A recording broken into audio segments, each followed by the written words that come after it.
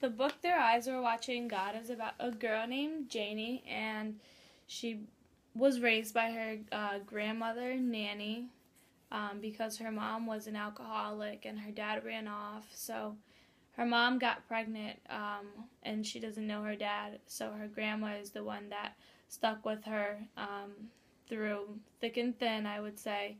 And she went through many things in life and she learned to overcome them and just move on, I guess. And the book took place in various parts of South Florida. And I think this book is like for the people who read it, I think would be like people that are going through something similar to what she went through, or someone that isn't seeing the light at the end of the tunnel, and they'll learn how to like overcome something or find a strategy through Janie, because she did find many strategies and she found various ways to get rid of things.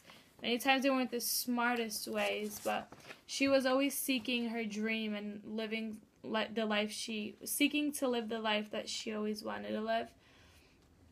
And the purpose is again ties along with the audience, is to help people seek their dream and to overcome their hardships.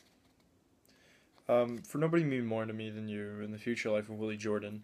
It's about basically the life of Willie Jordan, how he sort of goes through a big change with the death of his brother Reggie, and how I guess he uses black literature to overcome this with his little, I guess, short sentence or little thing at the end of this story.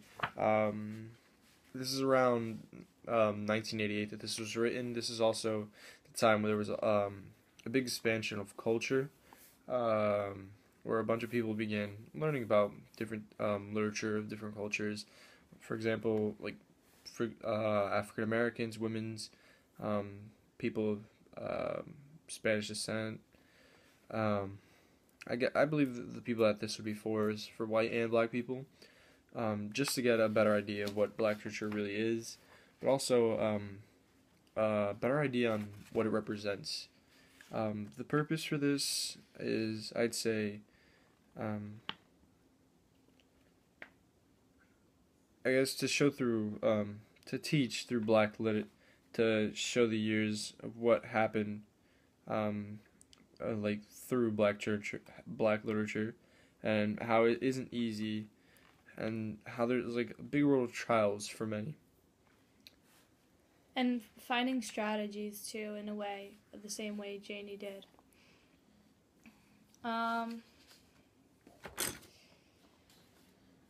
What would June Jordan say about Hurston's way of writing?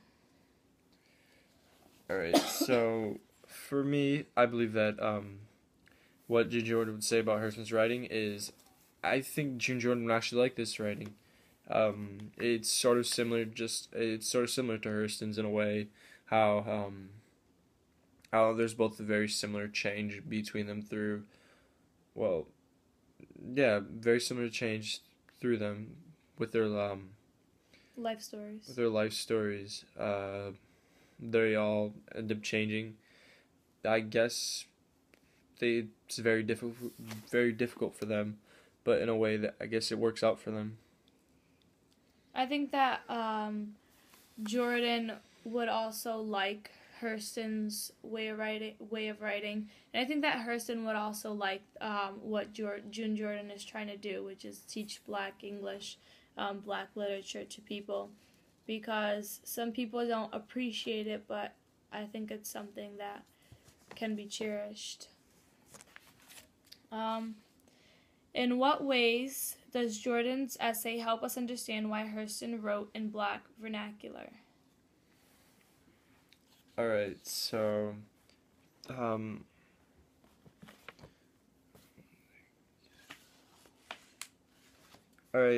so in what way does Jordan's essay help us understand why Hurston wrote in Black vernacular? I believe the reason Hurston wrote in Black vernacular is, I guess, it helps us understand the story more, I guess, where they come from, and I guess it helps him understand a bigger form of change that is occurring.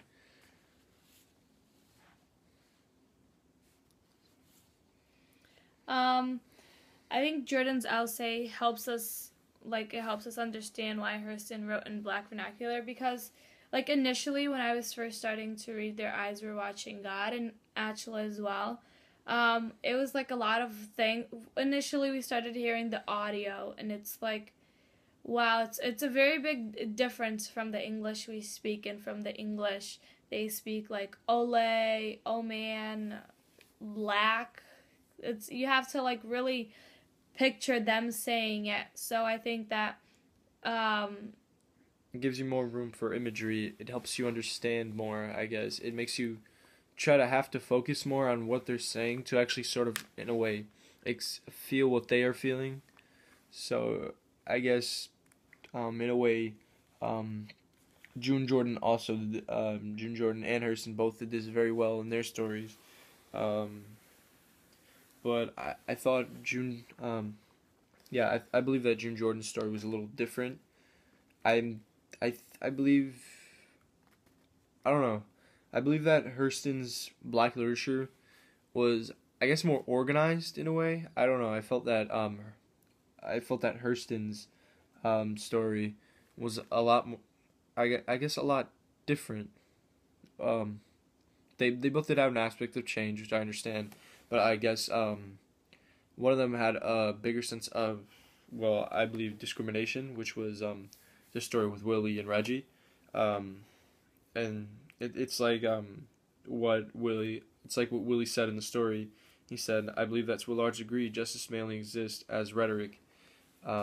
He didn't believe that these things were just. He probably believed that it was just because of his skin tone and what was going on at the time, just like what Janie was going on through her time. She did get discrimination because she wasn't just like the other girls. She was half white as well. But I guess, in a way, it's sort of different for them.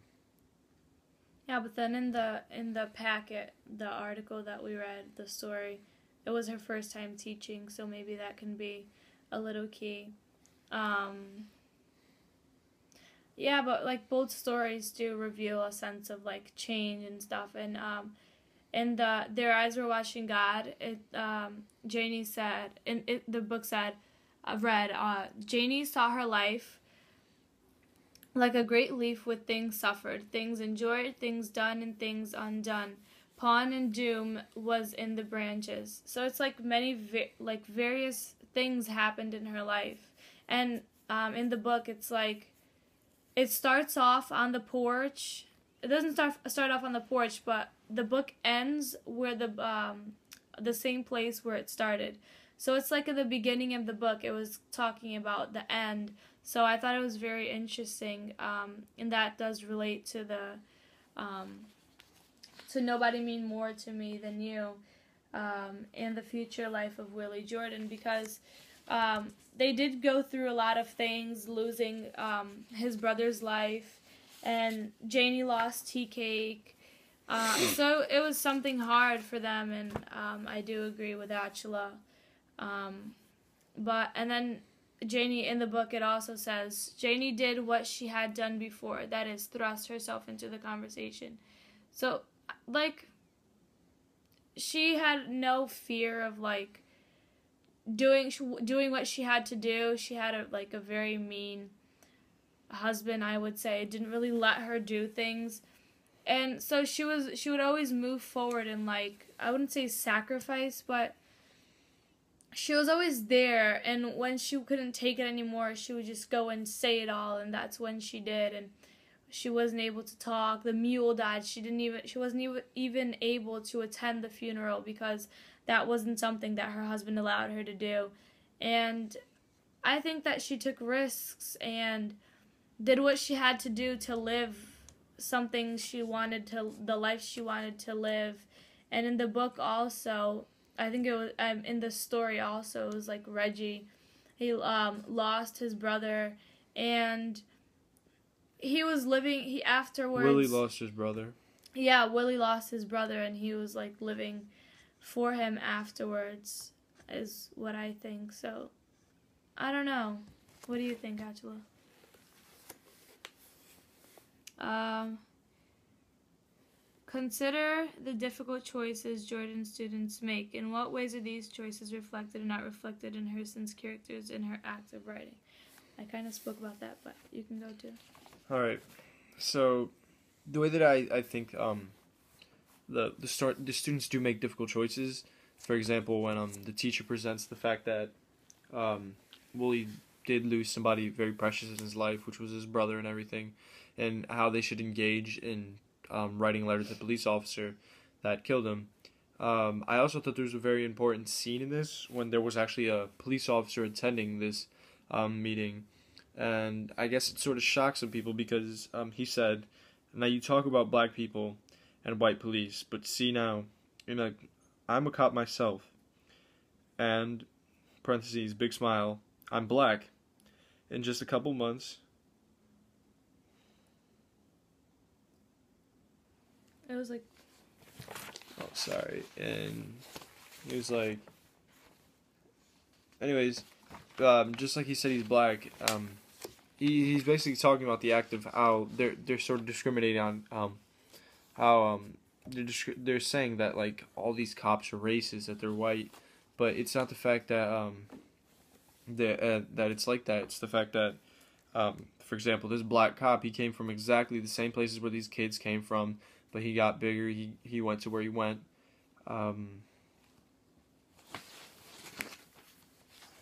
It's just like sorry. Actually, let me I'll just read where I left off. And just a couple months ago, I was on the other side, but it's the same for me. You a cop, you the ultimate authority, and you're on the streets. Most of the time, you can only do one of the two things: overreact, underreact. That's all it is with the brother. Overreaction didn't have nothing to do with race.